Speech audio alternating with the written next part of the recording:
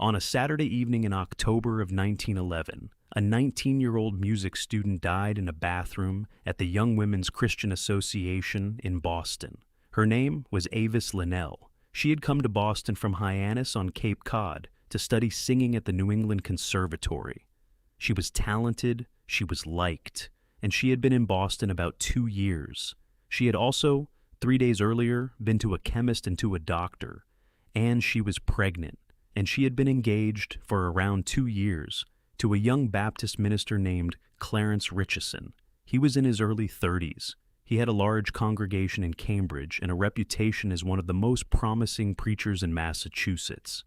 He was also engaged to somebody else.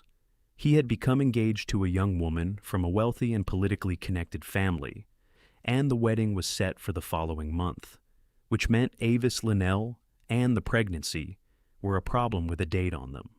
2 days before she died, Richeson met her and gave her a small quantity of a substance in a capsule. He told her it would end the pregnancy. It was cyanide of potassium, and he had obtained it from a pharmacist under a false pretext. She did not know what she had been given. She took it because the man she was engaged to told her to. Boston, Massachusetts, October 1911. A 19-year-old conservatory student from Hyannis, a Baptist minister who was engaged to 2 women and marrying the richer one in 5 weeks. He denied everything for 4 months. Then he wrote out a full confession. If you are new here, this is Cold Case Redemption. This is the same shape as a case we covered before, 5 years later, with a clergyman instead of a factory heir. And I want to be precise about one thing from the start. Avis Linnell did not take her own life. She was given something under a lie about what it was. Subscribe and stay with me. Avis Linnell was born in 1892 in Hyannis on Cape Cod, into a modest and respectable family. She sang from childhood, in church, and at local events, and everybody who heard her thought she had something. Clarence Virgil Thompson Richeson came to Hyannis as a young Baptist minister around 1908. He was from Virginia, and he had trained in the South.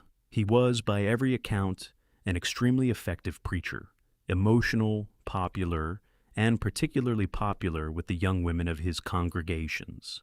Avis Linnell was 16 or 17 when they met. He was about 28. They became engaged. Her family approved. In a Cape Cod village in 1909, an engagement to the minister was a very good outcome for a girl who sang. She went to Boston to study at the conservatory. He moved on to a larger congregation, and then a larger one again in Cambridge. By 1911, Richeson had a substantial pulpit in Cambridge and a congregation with money in it, and he became engaged to a young woman from a family with property and political connections in the state. He was engaged to both women simultaneously for months. Neither knew about the other. Avis Linnell was in Boston, 4 miles away, writing to him and seeing him and expecting to be married. The other wedding was fixed for November. Invitations had gone out. In the autumn, she told him she was pregnant, and the arithmetic of his life stopped working. On the 11th of October, he went to a pharmacist he knew and obtained cyanide of potassium, giving a reason that had nothing to do with any of this. On the 12th, he met Avis Linnell and gave it to her, and told her what it would do.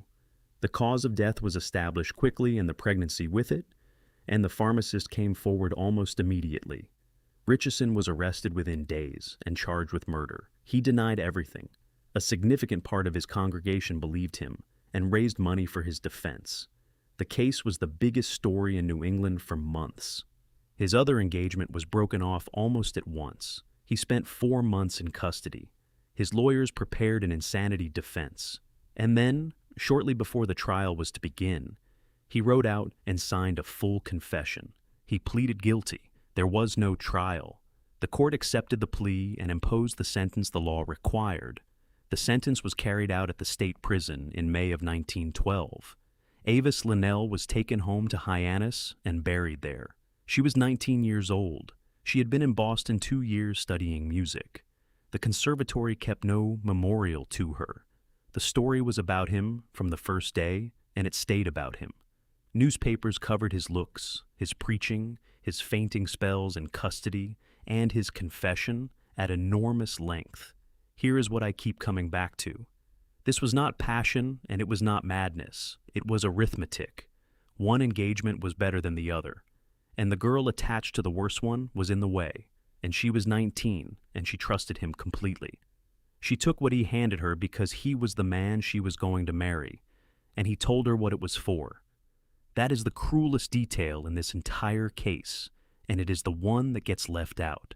This case was closed in 1912 by a guilty plea, and there was never a trial. If this one stayed with you, share it, and say her name rather than his. Subscribe to Cold Case Redemption, a new case every week. I will see you in the next one.